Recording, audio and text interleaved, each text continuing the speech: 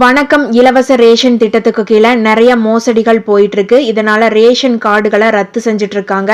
அதாவது அரசோட எந்த ஒரு திட்டமா இருந்தாலும் அது தகுதி இருக்கிறவங்களுக்கு மட்டும்தான் கிடைக்கணும். ரேஷன் கார்டு விஷயத்துல அது அப்படி நடக்கிறதே கிடையாது. தகுதி இல்லாதவங்க ரேஷன் பொருட்களை வாங்கிட்டு இருக்க ஒரு சைடு, மற்றொரு சைடு பார்த்துட்டீங்கன்னா அரசுக்கு நிறைய செலவாயிட்டு இருக்கு. தகுதி இல்லாதவங்க மக்களுடைய வரி பணத்தை யூஸ் பண்ணிட்டு இருக்காங்க. தமிழகம், ஆந்திரா, தெலுங்கானா இந்த மாதிரியான பகுதிகளில் 50% மக்கள் ரேஷன் கார்டுகள் வச்சிருக்காங்க. கர்நாடகாவில் மட்டும் 80% பேர் ரேஷன் கார்டுகள் வச்சிருக்காங்க. ஆனா 80% பேர் வறுமை கோட்டுக்கு கீழே இல்லை அப்படிங்கிறது ஆய்வுல தெரிய வந்திருக்குது. இதனால தகுதியில்லாத ரேஷன் கார்டுகளை எல்லாம் கண்டுபிடிச்சு ரத்து செய்யற பணிகளை கவர்மெண்ட் மேற்கொண்டிருக்காங்க. அது மட்டும் இல்லாம நிறைய பிபிஎல் கார்டுகள்ல ஏபிஎல் கார்டா மாத்தி விட்டுருக்காங்க. நிறைய கார்டுகளை கண்டுபிடிச்சிட்டு இருக்காங்க.